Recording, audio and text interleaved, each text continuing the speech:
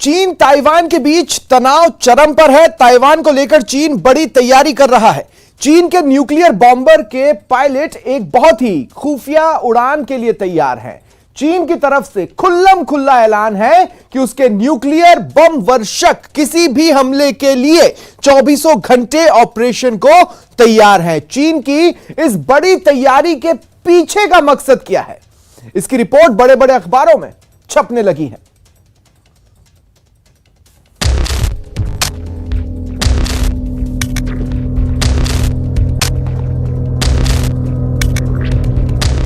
रात का वक्त है और चीन के न्यूक्लियर बॉम्बर के पायलट एक बहुत ही खुफिया उड़ान के लिए तैयार हैं।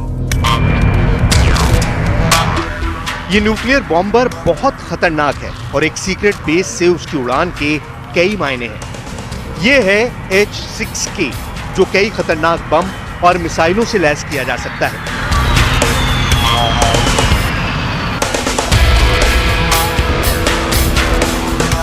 ये ताइवान के अलावा जापान भी जानता है और अमेरिका भी इससे वाकिफ है। लिहाजा इस बॉम्बर को लेकर अमेरिका का खुफिया नेटवर्क भी बहुत एक्टिव है। ये न्यूक्लियर बॉम्बर उड़ता है और फिर चीन इसका वीडियो खुद जारी कर देता है ताकि जापान भी इसके बारे में जान ले। ताइवान और अमेरिका के साथ साथ दक्षिण कोरिया को भी इसकी खबर हो जाए। ये चीन की तरफ से खुल्लम खुल्ला ऐलान है कि उसके न्यूक्लियर बम वर्षक किसी भी हमले के लिए 24 घंटे ऑपरेशन के लिए तैयार है। चीन की इस बड़ी तैयारी के पीछे का मकसद क्या है, इसकी रिपोर्ट बड़े बड़े अखबारों में छपने लगी है। साउथ चाइना मॉर्निंग पोस्ट में लिखा गया है कि चीन ने अपना न्यूक्लियर डिटरेंस का लेवल बढ़ा दिया है और इसके निशाने पर एक तरह से अमेरिका है, जो ताइवान के मुद्दे पर दखल दे रहा है।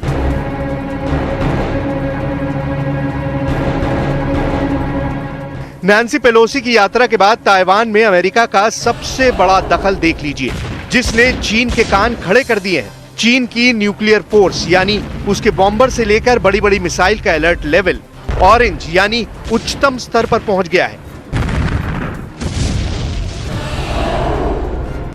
नैन्सी पेलोसी के बाद ताइवान आए हैं अमेरिका के इंडियाना राज्य के गवर्नर एरिक हॉलकॉम, और ताइवान की राष्ट्रपति से उनकी मुलाकात के बाद चीन बहुत आग बबूला है। लेकिन क्या इससे अमेरिका को कोई फर्क पड़ता है? Because we share so many common values and interests and goals, there are more opportunities ahead of us than I think there ever have been before for us to continue to strengthen and cultivate and nurture this relationship. As our economies grow and grow together, we will continue to seek to build strategic partnerships with you. Nancy Pelosi के बाद Eric हॉलकॉम का Taiwan दौरा ऐसे वक्त हुआ है जब चीन मिसाइलें टेस्ट कर रहा है, चीन न्यूक्लियर बॉम्बर उड़ा रहा है और युद्ध अभ्यास तो ऐसे कि ताइवान को लग रहा है कि हमला अब हुआ कि तब। 正面对全球威权主义持续的扩张，过去的这段时间，台湾也面临中国在台湾海的周边的军事威胁。此时此刻，我们民主阵线的盟友更要团结起来，加强各个领域的。जब युद्ध के बादल मंडरा रहे हैं, दुनिया को यूक्रेन के बाद ताइवान की तबाही साफ साफ नजर आ रही है, क्योंकि चीन का हमला कभी भी हो सकता है। ऐसे में ताइवान के 4 दिन के दौरे पर पहुंचे एरिक हॉलकॉम को किस बात से ताकत मिली वो भी समझिए, क्योंकि अब हम चीन के सबसे आला दर्जे वाले डिफेंस सिस्टम की पोल खोलने जा रहे हैं। चाइना की कार्रवाई तब सामने आई जब नैन्सी पेलोसी अमेरिका की स्पीकर यहां पहुंचती हैं और उसके बाद एकदम से ताइवान के प्रति चीन का नजरिया बदल जाता है। और उस नजरिए को बदलने के साथ ही किस तरह से वो पहले एयर ड्रिल करता है, फिर किस तरह से अपनी थल सेना को तैयार रहने के लिए कहता है। लेकिन आइए समंदर की तस्वीरों के जरिए समझिए इस हलचल के मायने क्या है। दरअसल ताइवान भी अपनी समुद्री ताकत को बेहतर तरीके से समझता है और वो भी चाहे पनडुब्बियों के लिहाज से या फिर अपने फाइटर जेट के लिहाज से पूरी तैयारी के साथ डटा हुआ है। नैन्सी पेलोसी की ताइवान यात्रा को लेकर टेंशन किस कदर हाई थी, चीन के हमले का कैसे पल दर पल खतरा नजर आ रहा था, इसकी कुछ बातें दुनिया भर के विशेषज्ञ डिकोड करने की कोशिश कर रहे हैं और इनसे कुछ बातें ऐसी सामने आई हैं जिसने चीन के वॉर रूम में बेचैनी बहुत ज्यादा बढ़ा दी है। चीन के बड़े बड़े हथियार का फेल होना उसके लिए बहुत बेइज्जती की बात है। चीन के इलेक्ट्रॉनिक वॉर लड़ने वाला फाइटर J-16D फेल हो गया। चीन जिस जहाज की बराबरी अमेरिका के ऑलकबर्ग से करता है, यानी टाइप 55 डिस्ट्रॉयर, वो भी फेल हो गया। इन दोनों का फेल होना चीन के डिफेंस और उसकी दुश्मन को ट्रैक करने वाली खूबी पर सवाल उठाता है, क्योंकि यही दोनों वेपन सिस्टम उस दिन दक्षिण चीन सागर के आसपास नैन्सी पेलोसी के जहाज को ट्रैक करने के लिए तैनात किए गए थे। ऐसा कैसे हुआ उसे समझने से पहले आपको बता देते हैं कि चीन ने नैन्सी पेलोसी के जहाज को आसमान में ही उड़ाने की धमकी दी थी। डर बहुत ज्यादा था। 2 अगस्त को जब नैन्सी पेलोसी ताइवान जा रही थी, तब पेंटागन से लेकर बीजिंग और टोक्यो के वॉर रूम में सबकी नजरें नैन्सी पेलोसी के जहाज पर थी। लेकिन सच यह है कि चीन इस दौरे को रोकने में पूरी तरह नाकाम रहा। ताइवान की मीडिया का दावा है कि नैन्सी पेलोसी का विमान कुआलालंपुर यानी मलेशिया की राजधानी के बाद जब उड़ा तो उसने दक्षिण चीन सागर के ऊपर उड़ान नहीं भरी, बल्कि उसने बहुत ध्यान रखते हुए पहले पूर्व में इंडोनेशिया की तरफ रुख किया और उसके बाद उत्तर में फिलीपींस के ऊपर उड़ते हुए ताइवान के एयर स्पेस में नैन्सी पेलोसी का विमान दाखिल हुआ। यानी अमेरिका को खतरा था कि दक्षिण चीन सागर पर अगर नैन्सी पेलोसी का विमान उड़ता है तो चीन उसे निशाना बना सकता है। कुल मिलाकर कहा जाए कि चीन का इलेक्ट्रॉनिक वॉरफेयर वाला युद्ध कौशल पूरी तरह एक्सपोज हो गया और इसमें चीन के 2 बड़े जंगी सिस्टम पर पूरी दुनिया में सवाल उठने लगे हैं। पहले आपको दिखाते हैं चीन का J-16D, जो सुखोई 30 के प्लेटफॉर्म पर तैयार किया गया इलेक्ट्रॉनिक वॉरफेयर वाला वो जहाज है जिसका मुकाबला अमेरिका के EA-18 ग्रोलर से किया जाता है। ये दुश्मन के जहाज को ट्रैक करके उसके तमाम बाहरी संपर्क करने वाले साधनों को अपने बहुत ही स्ट्रॉन्ग सिग्नल से जाम कर देता है। यानी एक तरह से यह हवाई जैमर है। लेकिन नैन्सी पेलोसी के जहाज की लोकेशन पता करने से लेकर उसके कम्युनिकेशन से यह जहाज क्या टकराता, उस दौरान दक्षिण चीन सागर में मौजूद अमेरिकी वॉरशिप की रेडियो वेव्स ने इस जहाज के सिग्नल्स को अपने कब्जे में ले लिया। यानी चीन का यह जहाज ही काउंटर जैमिंग में ट्रैप हो गया। बताया जा रहा है कि चीन के तमाम ऐसे संसाधनों को अमेरिका के उस जहाज ने ब्लॉक कर दिया था जो उस वक्त नैन्सी पेलोसी के साथ उड़ान भर रहे थे। J-16D को चीन का बहुत ही खुफिया जहाज कहा जाता है। सितंबर 2021 में चीन के एक एयर शो में इस जहाज को पहली बार दुनिया के सामने लाया गया था। तब इसमें लगे इलेक्ट्रॉनिक वॉरफेयर वाले पॉड्स दिखाकर चीन ने अमेरिका को भी डराने की कोशिश की थी। चीन ने दिखाया था कि यह जहाज दुश्मन के रडार और उसकी गाइडेड मिसाइलों को भी J-16D के जरिए नाकाम कर सकता है। नैन्सी पेलोसी को लेकर चीन की तैयारी धरी की धरी रह गई। यानी दुश्मन को ट्रैक करने वाली चाइनीज ताकत पूरी तरह एक्सपोज हो गई। लेकिन ऐसा सिर्फ आसमान में नहीं हुआ, चीन को चकमा समंदर में भी मिला और ये तो उसके लिए वाकई बौखला देने वाली खबर है। चीन के सिस्टम पूरी तरह बेबस नजर आए और अब चीन को खतरा है कि ऐसा युद्ध के दौरान भी हो सकता है। अब देखिए शी जिनपिंग का सबसे फेवरेट जंगी जहाज यानी टाइप 055 डिस्ट्रॉयर भी कैसे बदनाम हो गया है, क्योंकि नैन्सी पेलोसी के जहाज को ट्रैक न कर पाने के बाद इसकी असलियत भी दुनिया के सामने आ गई है। टाइप 55 चाइनीज नेवी का सबसे बड़ा जंगी जहाज है, जिसकी बराबरी अमेरिका के सर्वश्रेष्ठ ऑलकबर्ग से की जाती है। इसके रडार की कवरेज 500 किलोमीटर के दायरे में होती है, यानी ये 500 किलोमीटर की रेंज में उड़ रहे जहाज को ट्रैक कर सकता है। लेकिन दक्षिण चीन सागर में होने के बावजूद ये जहाज भी नैन्सी पेलोसी के स्पेशल एयरक्राफ्ट को ट्रैक करने में नाकाम रहा। उसको निशाना बनाना तो दूर की बात थी। अभी ताइवान के आसपास चीन जो युद्ध अभ्यास कर रहा है उसमें वो अमेरिका को रोकने वाली रणनीति पर काम कर रहा है, ताकि ताइवान तक अमेरिकी फौज पहुंच ही ना पाए, उसके रास्ते को पूरी तरह ब्लॉक कर दिया जाए। लेकिन इस नाकामी से चीन की काबिलियत पर भी सवाल उठने लगे हैं। इससे ये भी साबित होता है कि ताइवान को लेकर चीन की तैयारी बहुत खोखली है। वो ताइवान का अकेला कभी मुकाबला नहीं कर सकता, लेकिन आमने सामने का मुकाबला हो भी गया तो ताइवान चीन को ऐसा नुकसान जरूर पहुंचा सकता है। जो चीन जैसी बड़ी ताकत को शर्मिंदा कर दे। हालांकि युद्ध के तमाम खतरों के बीच अमेरिका के राष्ट्रपति जो बाइडेन भी इस बात को बहुत अच्छी तरह जानते हैं कि ताइवान और चीन के बीच अगर किसी तरह की जंग हुई तो ताइवान की डिफेंस फोर्स चंद घंटे भी नहीं टिक पाएगी। यही वजह है कि अब अमेरिका में ताइवान को नए हथियार फौरन सप्लाई करने की मांग की जा रही है। इनमें पैट्रियट डिफेंस सिस्टम को आधुनिक बनाने पर बात पक्की हो चुकी है ताकि वो चाइनीज मिसाइलों को काउंटर कर सके। इसके अलावा सबसे बड़ा नाम है F-16 का, जो ताइवान के आसमान में चीन के खिलाफ बड़ा पहरा बैठा देंगे। दूसरा सबसे बड़ा नाम है M1A1 एब्राम टैंक, जो एक डिफेंसिव मोर्चा तैयार करके चीन के बढ़ते हुए दस्तों को रोक सकता है। तीसरी है हॉविट्जर M109, जो किसी भी चाइनीज फोर्स के एडवांस को रोक सकती है। और चौथा है अपाचे अटैक हेलीकॉप्टर, जो चीन की लैंडिंग फोर्स को छुपकर निशाना बना सकते हैं। ताइवान और चीन क्या युद्ध के मुहाने पर खड़े हुए हैं? क्या ताइवान अगर युद्ध की स्थिति बनती है तो चाइना को कितनी बड़ी चुनौती दे सकता है?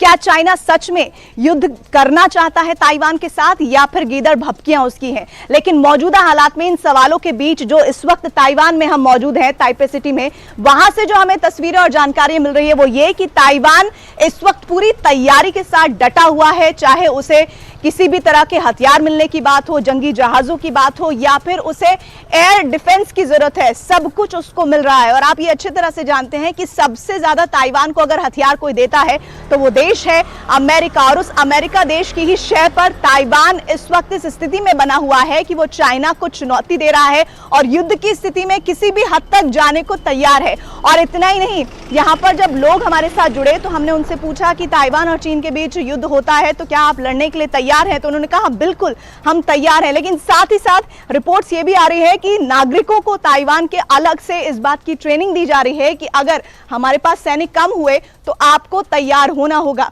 युद्धाभ्यास चल रहा है। इस युद्धाभ्यास से चीन के माथे पर बल पड़ गए। इस युद्धाभ्यास को नाम दिया गया है उल्ची फ्रीडम शील्ड। 22 अगस्त से शुरू हुआ यह युद्धाभ्यास 1 सितंबर तक चलेगा। मतलब युद्धाभ्यास एशिया ही नहीं, दुनिया के किसी भी हिस्से में हो, चीन के लिए वो चिंता का सबब है। चीन को लग रहा है कि दक्षिण कोरिया और अमेरिका मिलकर ताइवान में उसका खेल बिगाड़ रहे हैं।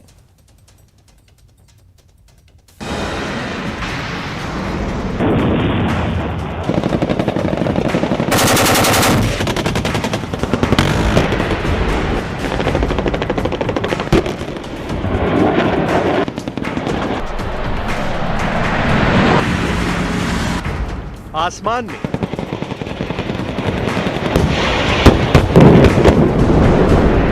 पानी में जमीन पर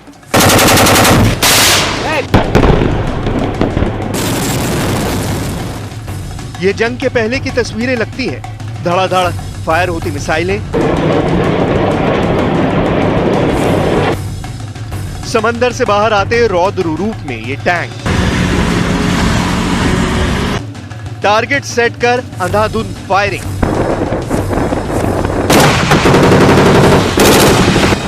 शहर को हमले से बचाने की कवायद,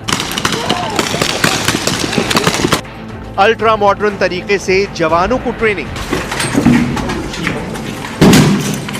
यह अमेरिका और दक्षिण कोरिया की वॉर एक्सरसाइज है। पिछले 4 सालों में दक्षिण कोरिया के साथ अमेरिका ने इतनी बड़ी मिलिट्री ड्रिल नहीं की थी। फिर अचानक अब क्यों? इसकी पूरी डिटेल आपको बताएंगे। दक्षिण कोरिया में हो रहे इस युद्धाभ्यास से चीन के माथे पर बल क्यों पड़ गए हैं, इसकी भी विस्तार से बात करेंगे। लेकिन पहले कोरियाई प्रायद्वीप में बम और गोलों की आवाजों वाले इस युद्धाभ्यास की कुछ और तस्वीरें देख लीजिए।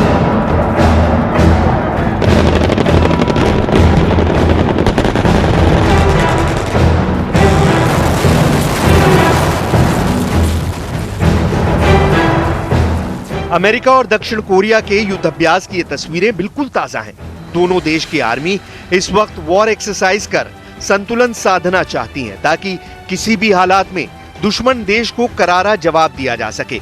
इस मिलिट्री वॉर ड्रिल की डिटेल भी अब जान लीजिए, क्योंकि ड्रिल भले ही दक्षिण कोरिया में हो रही है, इसका असर उत्तर कोरिया और चीन में भी दिख रहा है। इसकी पूरी जानकारी आपको आगे दिखाएंगे। पहले इस युद्ध अभ्यास के बारे में समझ लीजिए। इस युद्ध अभ्यास को नाम दिया गया है उल्ची फ्रीडम शील्ड। 22 अगस्त से 1 सितंबर तक ये वॉर ड्रिल चलेगी। इसमें दोनों देशों के करीब 10,000 सैनिक हिस्सा ले रहे हैं।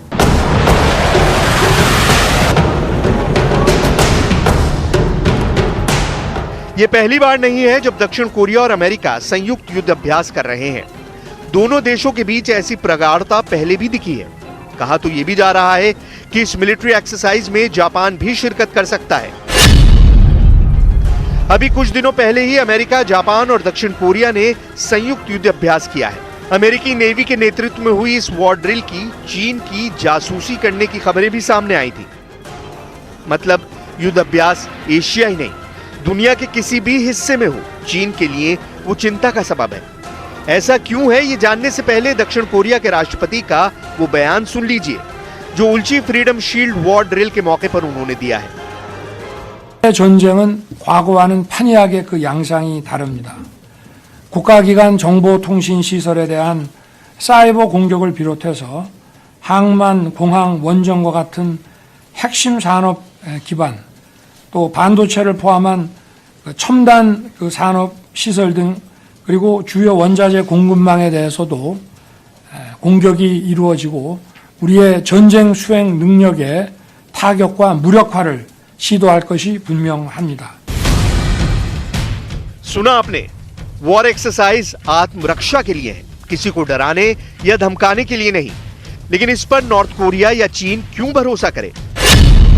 असल में उत्तर कोरिया को लग रहा है कि अमेरिका दक्षिण कोरिया के साथ मिलकर उसका खेल बिगाड़ रहा है, और चीन को लग रहा है कि दक्षिण कोरिया और अमेरिका मिलकर ताइवान में उसका खेल बिगाड़ रहे हैं।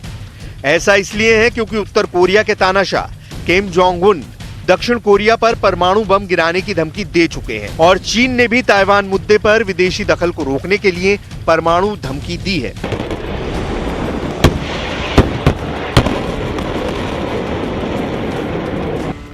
अब इस युद्ध अभ्यास की टाइमिंग आपके सामने बिल्कुल क्लियर हो गई होगी। एक और पॉइंट ये भी है कि ये युद्ध अभ्यास ऐसे वक्त में हो रहे हैं जब उत्तर कोरिया ने पिछले हफ्ते दक्षिण कोरिया के राष्ट्रपति यून सुक योल के परमाणु निरस्त्रीकरण के कदम उठाने के बदले में आर्थिक लाभ हासिल करने की पेशकश ठुकरा दी थी। और चीन की परेशानी क्या है, वो तो पिछले 1 महीने से अमेरिका के साथ उसकी बानगी देख ही रहे हैं। ये इसलिए कहना पड़ रहा है कि उल्ची फ्रीडम शील्ड वॉर एक्सरसाइज उस जगह पर हो रही है जो ताइवान से सिर्फ 979 किलोमीटर दूर है। मिसाइलों की पहुंच के लिए यह जगह चीन के मिलिट्री ड्रिल वाली जगह से बिल्कुल पास है।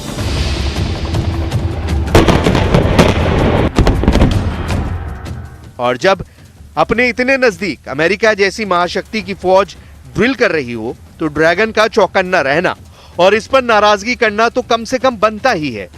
लेकिन शी जिनपिंग इतना क्यों परेशान हो रहे हैं, इसे समझना बहुत जरूरी है, क्योंकि चीन की ताइवान वाली चाहत के बीच ही अमेरिका के जवान दक्षिण कोरिया पहुंचे हैं। असल में उत्तर कोरिया इस अभ्यास को आक्रमण का अभ्यास मानता है, और चीन इस युद्ध अभ्यास को कोरियाई प्रायद्वीप में अमेरिका के प्रभुत्व स्थापित करने की कोशिश और खुद के खिलाफ सैनिक गठजोड़ मानता है।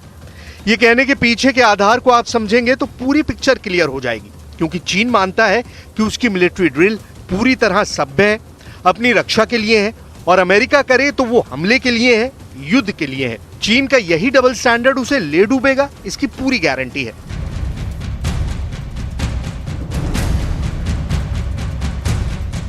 फिलहाल उल्ची फ्रीडम शील्ड वॉर ड्रिल को लेकर कहा जा रहा है कि इसमें नए वॉरफेयर को समझने की कोशिश की जाएगी, क्योंकि रूस यूक्रेन जंग के दौरान बहुत सारी चीजें बदली हैं, जैसे ड्रोन का इस्तेमाल और हथियारों के सर्विलांस से जुड़ी बातें।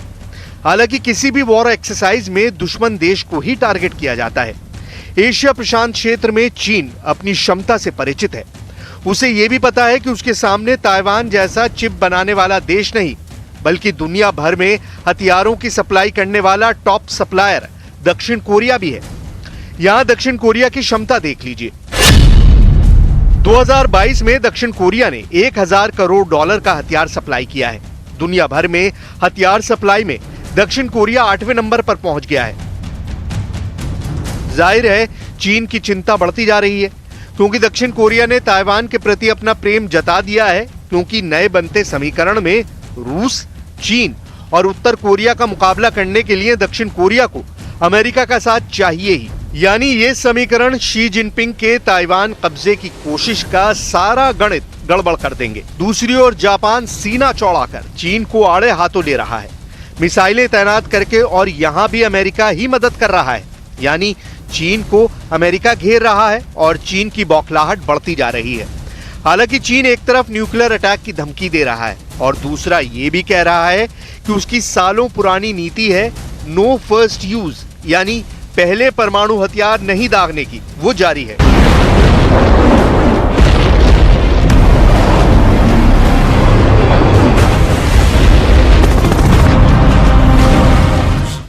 लेकिन चीन की बातों और चालों का भरोसा करने का वक्त नहीं है। यही वजह है कि पूरे दक्षिण एशिया में चीन के विस्तारवादी कदमों के खिलाफ देशों में एकजुटता बढ़ रही है और शी जिनपिंग इससे खासे परेशान है।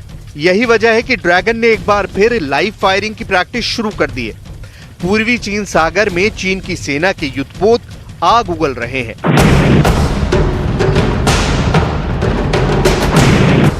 चीन ने हांगकांग के करीब भी सैन्य अभ्यास का ऐलान किया है। हांगकांग में भी चीन का विरोध होता रहा है। इससे पहले चीन ने अपनी राष्ट्रीय संप्रभुता की रक्षा के लिए ताइवान के आसपास जमकर सैन्य अभ्यास किया। चीन की पीपल्स लिबरेशन आर्मी के पूर्वी थिएटर कमान के प्रवक्ता कर्नल शी यी ने कहा था कि उनकी कमान ने ताइवान द्वीप के आसपास जल क्षेत्र और हवाई क्षेत्र में संयुक्त लड़ाकू तैयारी, सुरक्षा गश्त और लड़ाकू प्रशिक्षण किया है।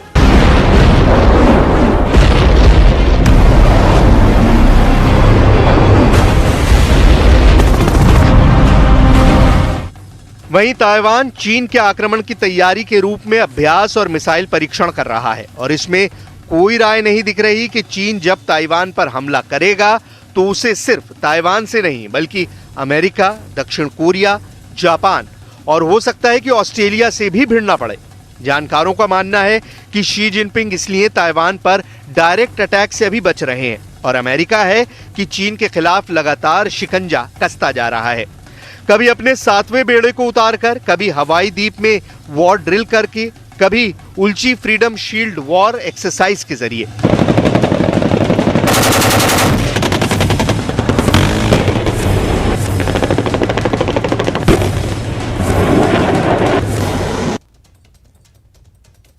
फिलहाल इतना ही, मुझे दें इजाजत, नमस्कार।